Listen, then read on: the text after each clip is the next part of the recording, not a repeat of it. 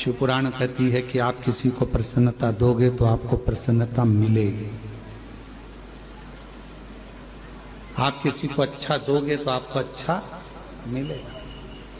और गाली देकर देख लो,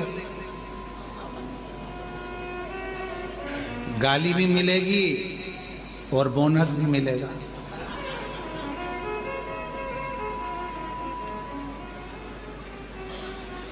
हमने देखा है इसी बाबा के आंगन में, आपके मायके में, ये बाबा कुबेरेश्वर बाबा के आंगन में हमने देखा है, माताएं जब भजन करने बैठती है तो ये वाली माता भजन उठाती है तो ढोलक बजा बजा के इतने में दूसरा चालू कर देता है।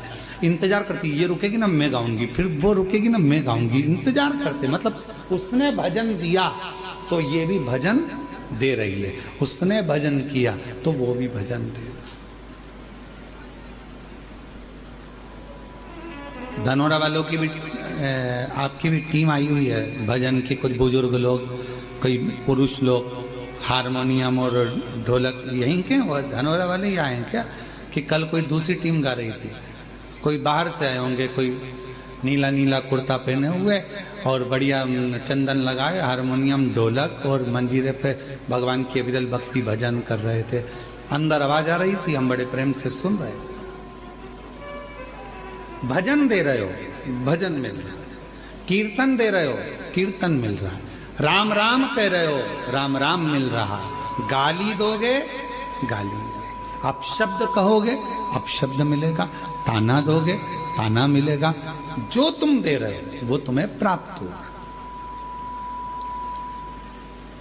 अब माता सती ने विचार करा कि मेरे पिताजी ने सबको बुलाया पर मेरे पिताजी ने नहीं बुलाया, तो भगवान देवाधिदेव महादेव को नहीं बुलाया और मुझे तो विवाह उन्हीं से करना है, मुझे तो उन्हीं के साथ विवाह करना है।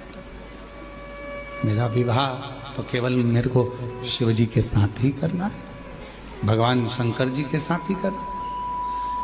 पर मेरे पिताजी ने तो बुलाया ही नहीं है, उनको निमंत्रण ही नहीं दिया है मेरे पिताजी ने तो देवाधिदेव महादेव को। और दक्ष प्रजापति ने नगर के शिल्पकारों को बुलाया जो मूर्ति बनाते थे,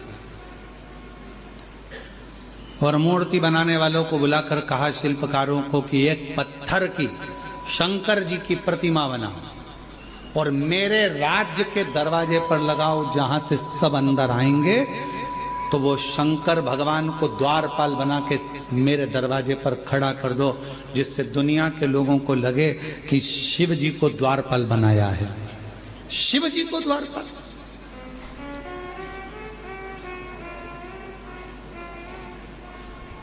शिल्पकारों ने समझाया दक्ष प्रजापति को, ये क्या कर रहे हो, ये अच्छी बात नहीं है। भगवान देवाधिदेव महादेव की मूर्ति बनाकर दरवाजे पर बिठा देना, ये कहां की रीति है।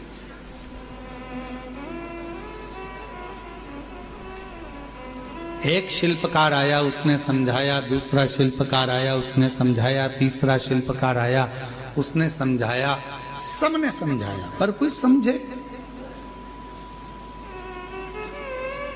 इस व्यासपीठ से एक निवेदन करूं आप सबसे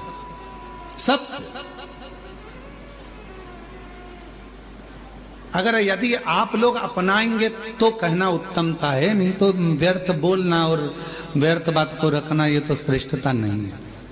कर सकते हो क्या आप लोग जो हम बोलने जा रहे हैं? किसी के घर अब शादियों का सीजन चालू होगा और शादियों के सीजन में शादी जब होती है बड़े बड़े गार्डन में, बड़े बड़े गार्डन हैं, होटल हैं, धर्मशाला हैं, जहां विवाह होता है, जहां से लोग एंट्री करते हैं, अंदर प्रवेश करते हैं, वहीं पर अंदर लिंग राजेंद्र राजा से बदला लेने के लिए शिव जी ने सुब्बा को ब्रह्म राक्षस बताया।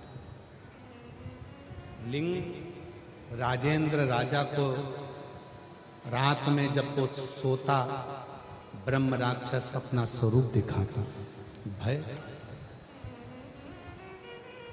जब वो गलत कार्य करता, गलत कार्य में जैसे डूबता तो उसको फिर सजा देता। इतना हार गया राजा, एक गुरु की शरण गया।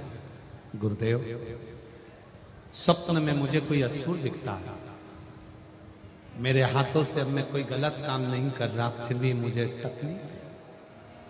गुरु ने कहा, एक काम कर,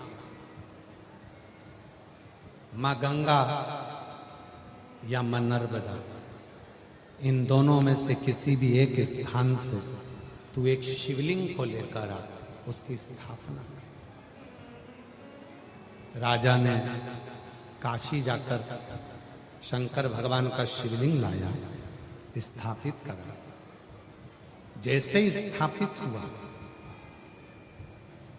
राजा लिंग राजेंद्र ने शिवजी पर जल चढ़ाया। चढ़ा हुआ जल जैसे ही उसके ऊपर प्रोक्षण किया, ब्रह्म राक्षस वहां से दूर चला गया। शिवजी से प्रार्थना करी, अब मुझे मुक्ति दो और मैं आपकी शरण में आ जाऊं। भगवान शंकर ने अपने कैलाश पर उसको निवास दे दिया। शिव ने अपने कैलाश पर उसको निवास दे दिया।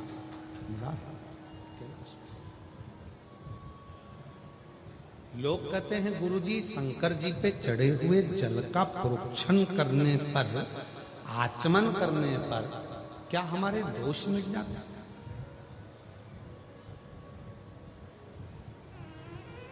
कर्नाटक का मणिखेरी का ओमकारेश्वर मंदिर वर्णन करता है, शिव जी पे चढ़े हुए जल को जो अपने ऊपर प्रोक्षण करता है, छींटता है, शिव जी पे चढ़े हुए जल का जो आचमन करता है, अगर दुनिया का कोई भी दोष उसके अंदर प्रवेश भी कर रहा हो तो शिव जी पे चढ़े हुए जल से वो सारे दुख उसके दूर हो जाते हैं। पाप उसके दूर, कष्ट।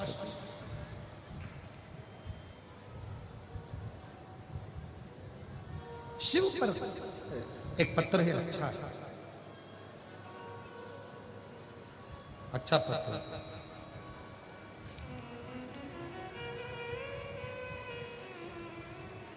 के लिए आई। शिव तत्व, शंकर की भक्ति, शिव की उपासना, शंकर की साधना सुख देती है।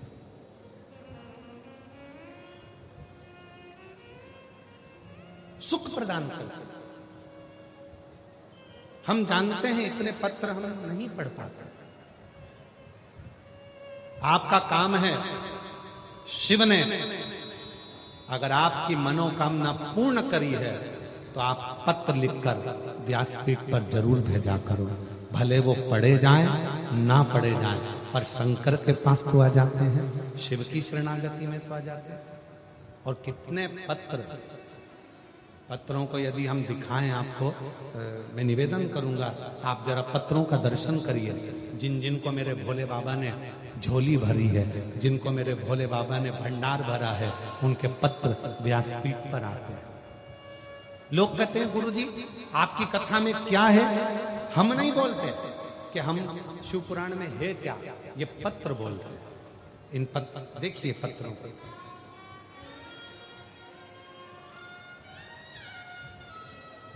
पत्रों का दर्शन करिएगा सब।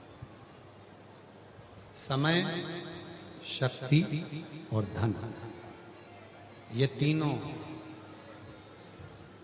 एक जैसे कभी नहीं रहते, याद रखना। तीनों एक जैसे नहीं रहेंगे।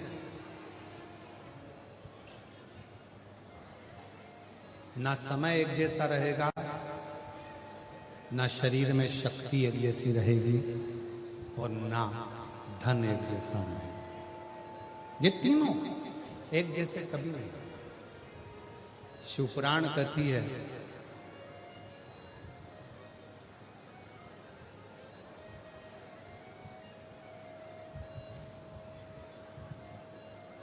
यदि परमात्मा ने आपको मौका दिया है